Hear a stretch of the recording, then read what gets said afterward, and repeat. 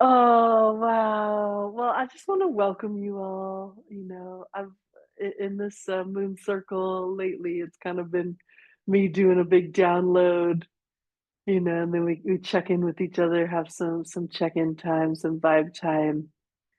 So we'll see how that goes. And I'm reaching out today from just outside Marrakesh, Morocco, land of the Amazigh peoples, and some peoples older than them. We were doing land acknowledgement in the Sunday course, the rest and rematriation course, and this like character zoomed in. I was like, "Hey," with this just real like deep, intense energy.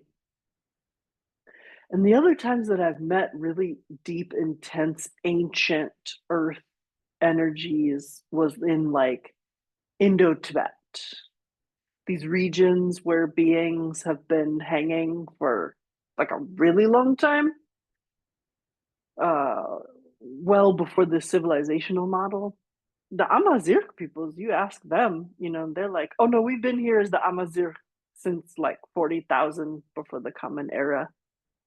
But this ancestral spirit was older than that, had that like weightiness about him. He identified as him.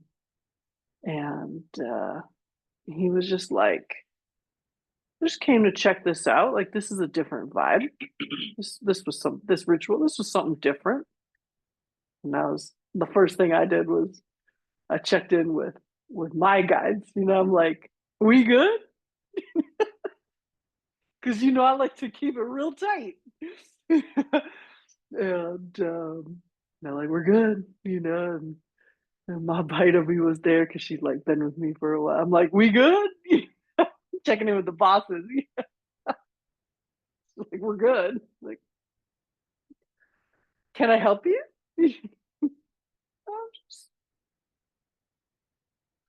I might have some things I want to talk about. Oh, whenever you want to talk about those things, like, I'm cool. I was like, but I don't like my dreams disturbed or my sleep. There's no like getting in my body, and you got to knock, at the gate, and you got to talk to my gatekeeper. And like, I got it all orderly, you know? So this was from a long time ago from a very important mentor who introduced me to the methods of um, organizing your spirit guides and adopted the attitude of the CEO. And so you give instructions and delegate, and you identify your right hand person, meaning the kind of lead guide. You assign them the gatekeeper role, and then they do all the work. So, whereas I have not quite graduated to the point where I can have like somebody assist me with my day to day work and like all this online stuff and like admin tasks and all the social media and everything like that. One day, and because my work is so creative at the moment, it's not like businessy enough yet. But I got this on lock in the spirit realm. So many realms to get ourselves organized in. And honestly, this moon is very deeply spiritual in its nature. I'm always asking this question. So we're in the early end. The full moon is exact on the 12th, and we're meeting on the 11th of February.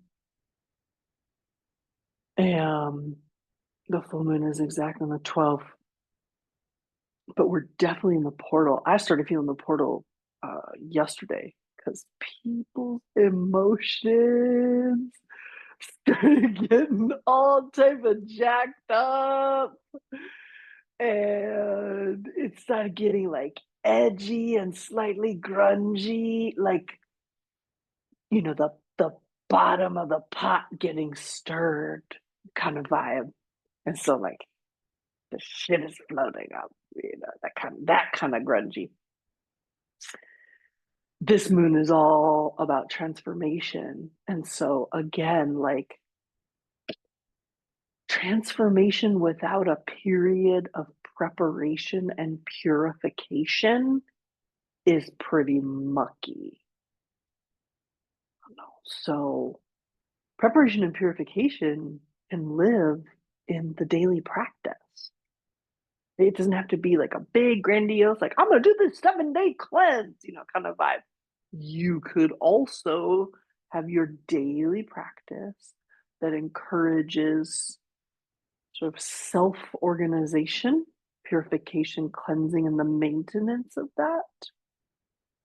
So then, when these big whammy moments come for transformation, you're able to swim in, while the waters might be turbid, they're stirring.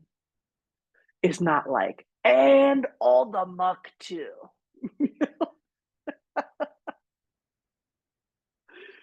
Oh, so seeing these emotions around me.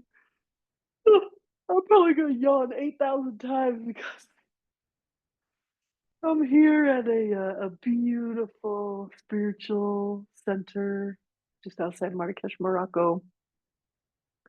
There's a martial arts training center, and with like deep Sufi, Buddhist, Taoist philosophy, spiritual practice. And we train physically quite hard.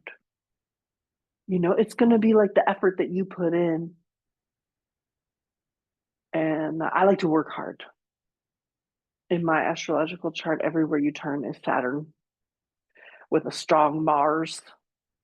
So I love hard work. I'm workaholic. I got to work on that. And I like martial sport training. So that workaholism does go into that space as well. So I came here to train hard. Yes. And I'm also a middle-aged lady these days. So, wow, that lands differently. I trained real hard today.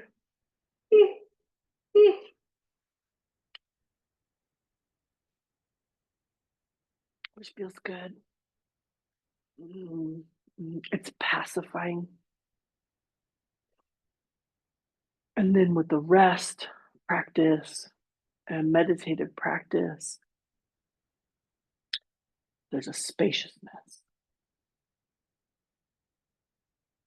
to see yourself.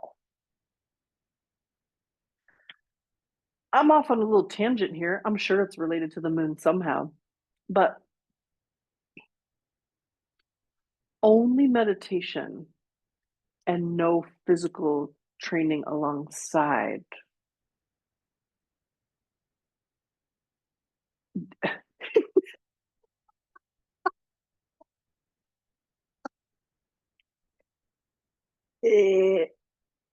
It's like missing a certain stimulus that's needed.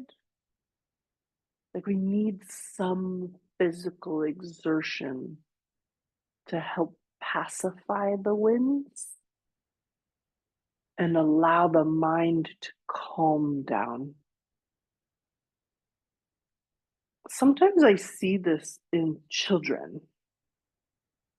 Like when I'm in England and we're at these festivals and such, or the children, and they'll tussle.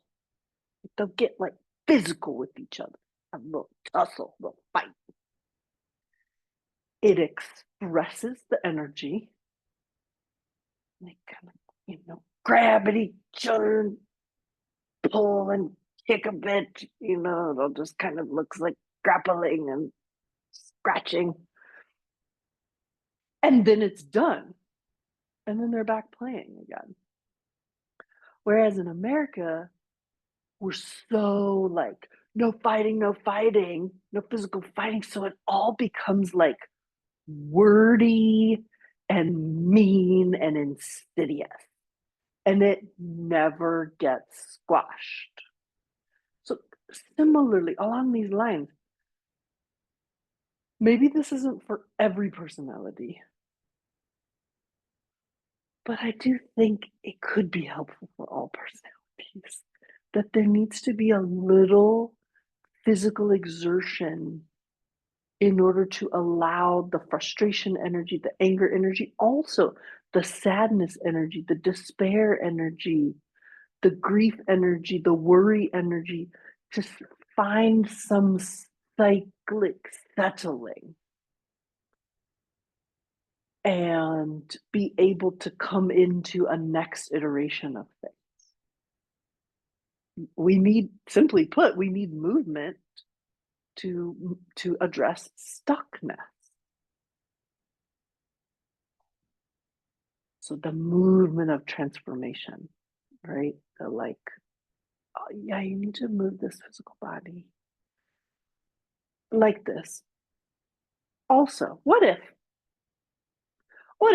all the systems imploded tomorrow and suddenly we had to do things like carry water or move rocks? When is the last time you tried to move a rock? You know, if you have to build a planting bed, you're probably going to have to move a rock or several, or like chop a tree. I'm just saying, like, you know how that much that manual labor requires? Like, if we had to go from couch potato to survival, it would be like this boot camp that I'm in right now.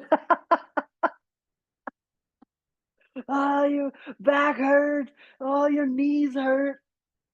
I got these freaking muscles right here, like dying. Why? Why these muscles? What am I doing with my SEM? I don't know. I'm just saying, you know?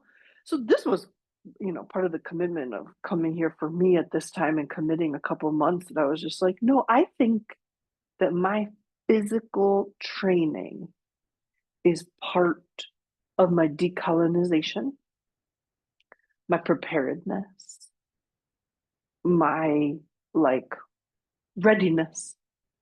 Hmm. Hmm. Having been in really good physical condition and then the last 2 years not training, my advice is just start and then don't stop. This is a little bit painful. Yeah, like detoxing right now. That's really intense. So just sharing, in a process, galvanizing in a cocoon like this. I think shelters are very important right now. If we are not guarding our peace, um, exactly. I think if we're not guarding our peace right now, we're not helping ourselves. Like, very important reflection question, whether this has anything to do with this moon or not. How are you guarding your peace right now? Maybe that's more about like gatekeepers and boundaries, right? Like,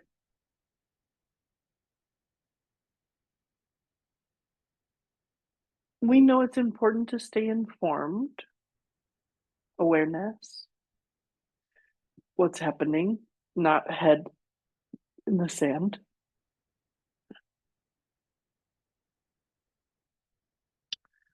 And at the same time, there seem to be, particularly for the United States right now, these campaigns of max confusion, scatteredness, and distraction. like some sleight of hand, like pay attention to all this craziness over here so you don't see what we're doing over here, you know. So I was talking with a friend the other day, and I saw like on her social media she was really about like, you know, sharing real news, you know, like this is the real thing, people need to be informed. And I was just like, do you think that that's the best action that you can be taking right now to guard your peace? Is there a better message to be sharing right now? Is there something else to do with that time and energy that doesn't saturate you so much in the hoopla, but keeps folks focused on that which is helpful? You know, and I think part of that is like including yourself in the circle, including your own well-being. If you are in service of others, like you are also included in the bubble of healing. I see it in the astrology world too, you know, because you know there's just a lot of hype. It's called mundane astrology when it's really about like, you know, political events and, you know, countries and governments. Economics also is mundane astrology. Also, like finding dates for things like a good date to start a business or a good date to finalize your home sale, like this. That's all called mundane astrology. So there's a lot of interest in mundane astrology right now because of how the US chart is activated by the Pluto return, um, and like pretty much anything. So like this moon in the US chart is in very interesting places. All still got a front and center. A lot of smoke and mirrors, a lot of delusion, a lot of, you know. So then we look to the houses for the specific themes around economics, law, interesting things like this. We got Uranus in the mix. So that's like surprise and revolutionary action. As if we have capacity for surprises right now. Guard your peace, right? Guard your peace. How are you creating space? How are you expressing energies so that your body can find cyclic completion? So this moon is in a nakshatra, one of the lunar mansions in sidereal astrology from South Asia. This is called Ashlesha. And Ashlesha is ruled by the Nagas, who are these kind of snake spirits in the spirit sense. Nagas are also a textual code word for indigenous peoples of the land. But that doesn't so much play into the moon, but it's important to be named anyway. And so we're talking about the serpent, the snake. I'm thinking about that class we had just this past Sunday, the rest of rematriation class. So we were getting into that esoterics of the snake, you know, the snake symbolism.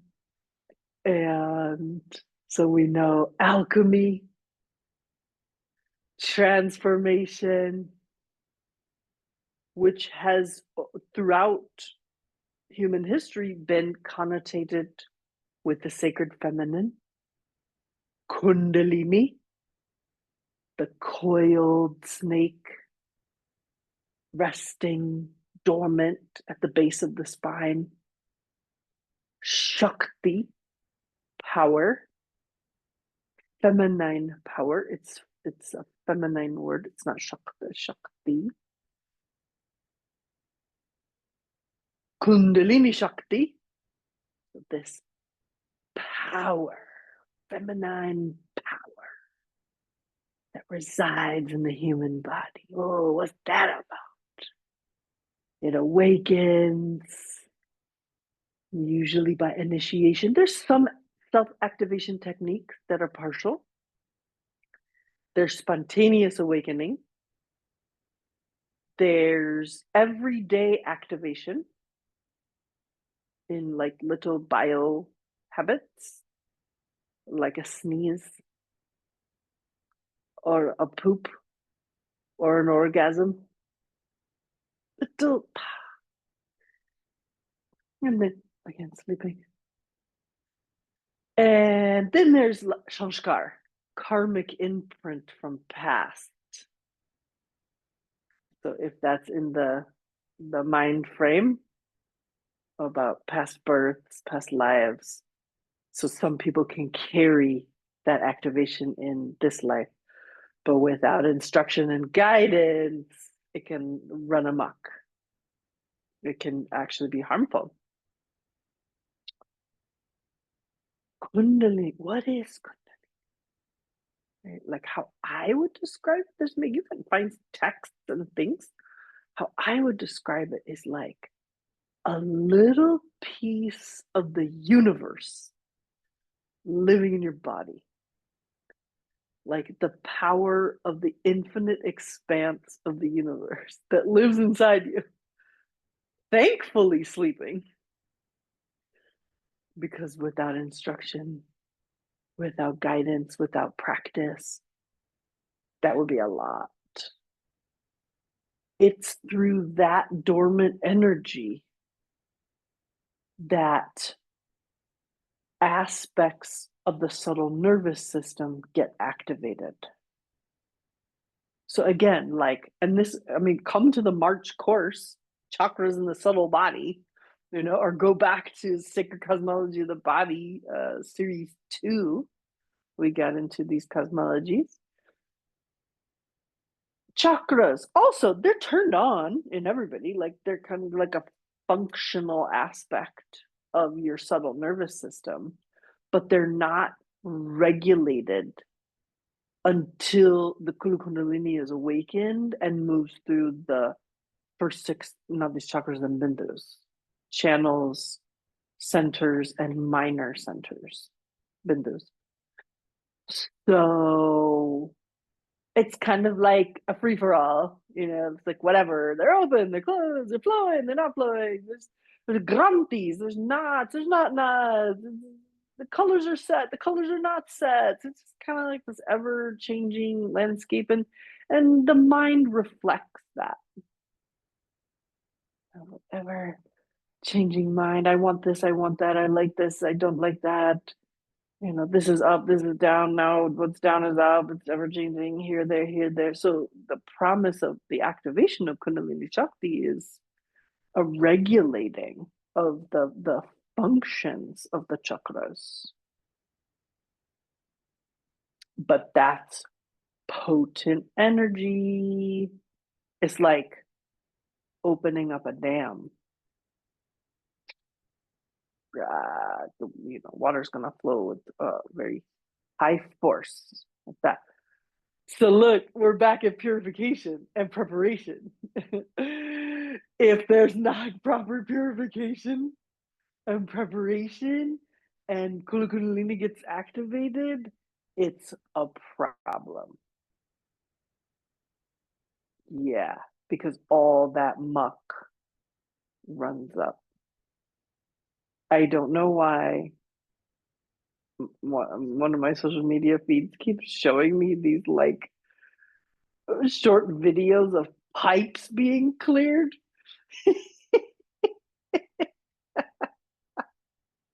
I always take it as a bit of like a tarot, a bit of an oracle of just like some nasty stuck pipe being cleared. It's all this mud, it's like pouring out before water flows. It's like that. Without purification and preparation. And then you're like, no, I want the juice. I will activate the thing. How? You're having a bad time.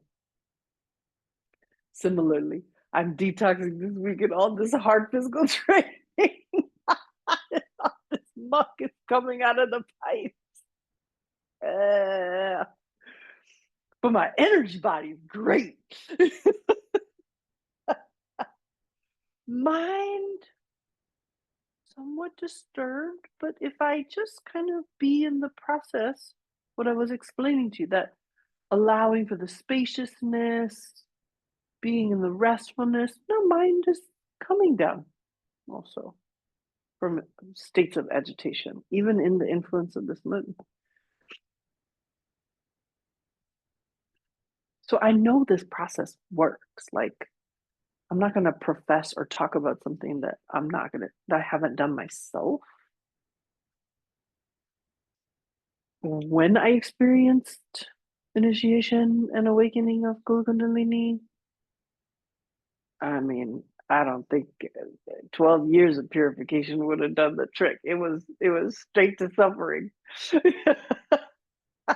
I was very disorganized in my systems. So here in the ashram where I am, we have a young woman who came this week, and I feel like I'm looking at a version of myself, like I'm looking through a time portal at what I was like at 19. And she was so sweet. She totally broke down today. Like, it was all just too much. And I was just like, remember when you were like that? Like, all passion, sassy, rude, sharp tongued, you know, real sassy with your sexuality, brazen, bold, sharp, biting with words. And then it all becomes too much and you like break down and because you can't take it anymore. And it was all you the whole time. And so we're talking about these like binary stages, of life, this passion, coming into the life's passions and the brazenness of it all, and could be reckless, Also, I just was like, wow, this is how I was at the time. No self recognition and no interest in self recognition either. So when I went through that Kundalini initiation during that stage, oh, it was a lot of suffering. It was a lot of muck. It was physical pain,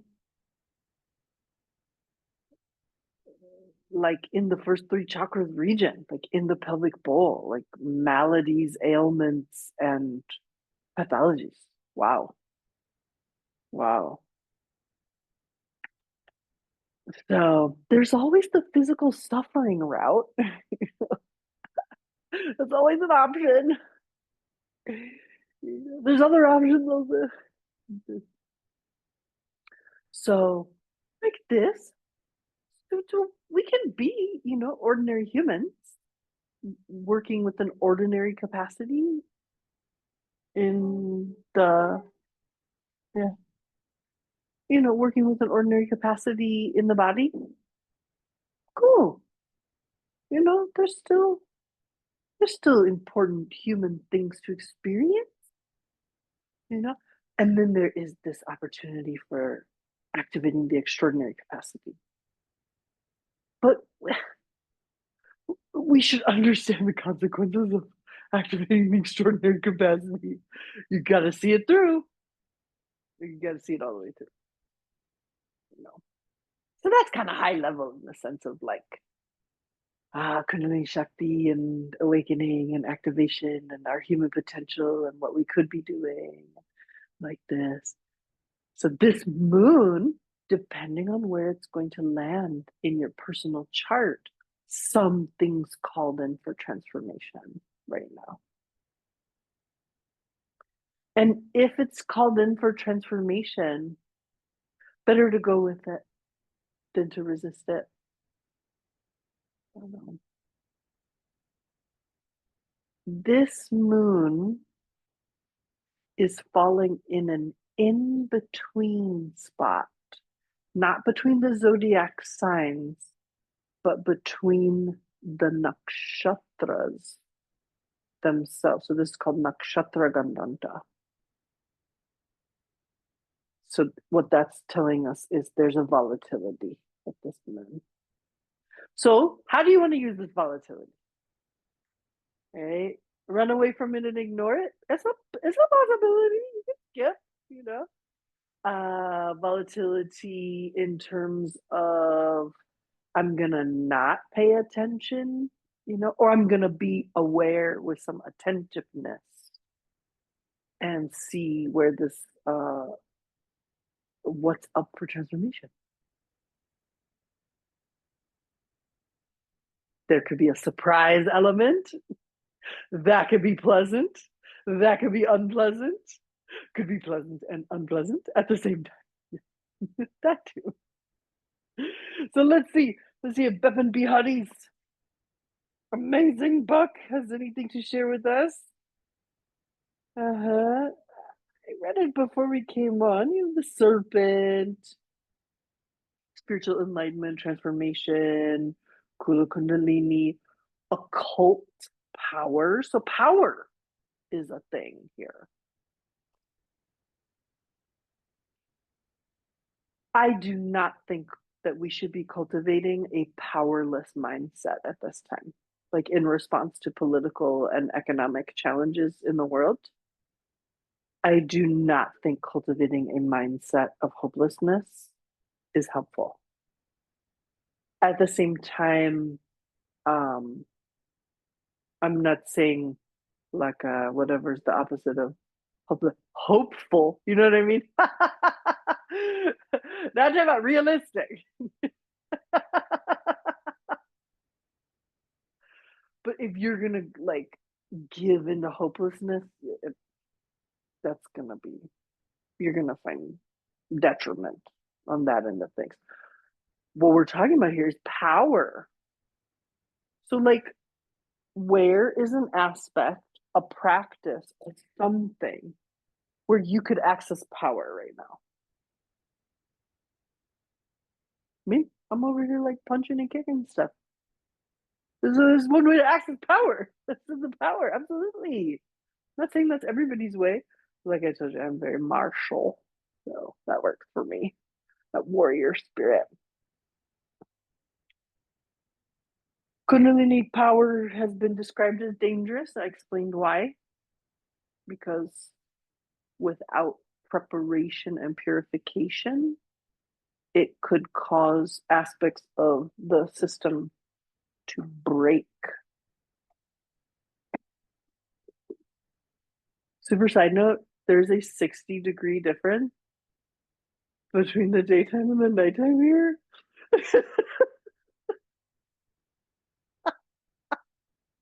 So we have a heater in the room. I didn't pack for this. I packed for very breezy summer weather.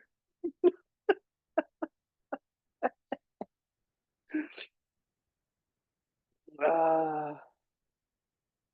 we find serpents in many of our religious and spiritual myths, right? They had the poor snake in the Garden of Eden. He's probably just trying to like chill. We got the Shisha Naga, the serpent head above Vishnu. Um, Part of the creation myths in the Sanatan Dharma, like that. But every time, what we're talking about is mystic transformation. Serpents are protectors.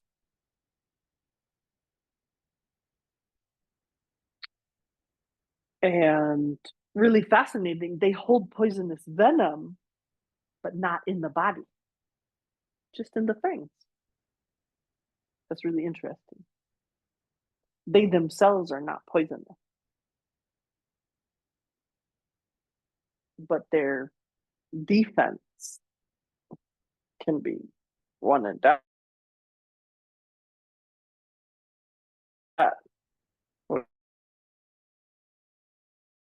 Python regurgitating something.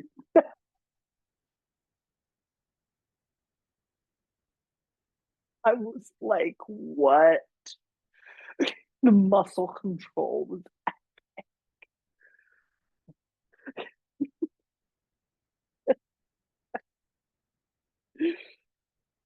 So in this way, because they contain the poison, they're considered a symbol of enlightenment and wisdom, right? Like, look, we have poison. We have naturally occurring toxic chemicals in the body. We have poisonous thoughts. We have venomous emotions. It's what we are as humans. That there are ways to learn how to contain and transmute. The serpent, the snake, sheds its skin. It self-initiates and transforms. Serpent is one of our most powerful spiritual symbols throughout human storytelling. And certainly in the current era,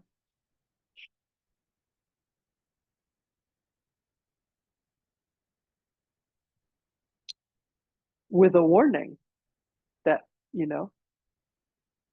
when this power, the Shakti, when rightly absorbed, leads to the outcome, but in the case of misuse, can be fatal. Yes. Okay, just skimming.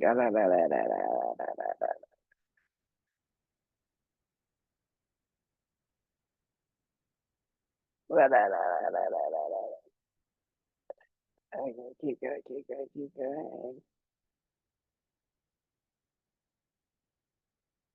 Yeah, sloughing off the skin, skimming, skimming. Mm-hmm. This is kind of cool. Okay, so the sloughing off of the skin part is a special feature of the serpent by which it continually renews itself. Under Ashlesha also, there is transformation, especially when the individual has outgrown their experiences and is capable of absorbing new vitality for new endeavors. These changes are not very expected. Oh, I read that wrong. These changes are very unexpected, and Ashlesha does not yield to any well established course of events. This characteristic is revealed by the fact that the serpent appears suddenly and at unexpected moments without the slightest prior. However, it makes a straight movement. The glistening eyes of the serpent are hypnotizing and attractive, suggesting the tremendous magnetism latent in the influence of this star. So again, we might be expecting the unexpected change. The importance of Ashlesha arises from the fact that the moon, related to the human psyche and changes within it, and Mercury, concerned with intelligence, rule this asterism and the sign in which it is located, which is Cancer, sidereal Cancer, and thereby endow it with great potential for mental development. This characteristic is well expressed by the Nagas presiding over it. The Nagas are spiritual teachers concerned with the propagation of wisdom. Ashlesha is the asterism which imparts intellectual and mental development, enabling its beneficiaries to change their perception of life. These changes occur in the most unexpected ways. After the transformation, the individual is catapulted into a radically different condition of existence. So I feel like this line here is really standing out for me at this moon, and then just within the political climate of all the things. And that is especially when the individual has outgrown their experiences and is capable of absorbing new vitality for new endeavors. I personally think, see, and feel this opportunity right now in the collective, in the human collective, that there's opportunities right now for new growth, new endeavor, new vitality, but only if you're gonna like engage this process.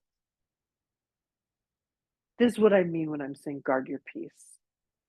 Like if you're gonna go down the rabbit hole of all of the rubbish and really take that on, then you're gonna miss this opportunity. Like that's for me, that's the message of this moon. Wherever this lands in your chart, whatever's up for transformation, comfortable or uncomfortable, is a byproduct of the invitation into the alchemical transformation. I think this is a really powerful, beautiful moon, a difficult, potent moon. And hey, if you didn't get to do all of the preparation and the purification, you can still carry on. It just might be uncomfortable for a little bit, you know? But you could get through it, you know? But you don't have to go at it alone. Like you can be in community with others and you can be in communion and I'm really open with you all about how like I don't do it alone. Like I'm working with the ancestors and the spirits of the land and my guides and whoever else is in this field and all the fields of the gurus. I'm waiting around for the humans. I'm just kidding. Like partially kidding. So I hope something in here is helpful and resonant and a little thought offering. I'm excited to hear from you all and listen in for your shares and your reflections and what's arising for you. And if any of this is relevant or if you have some insight to share with us. So I'm going to pause here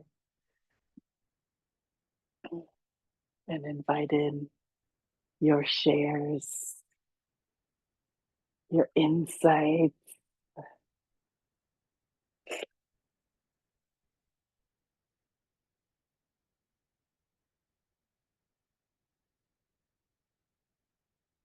Your wisdom. If you just need a vent,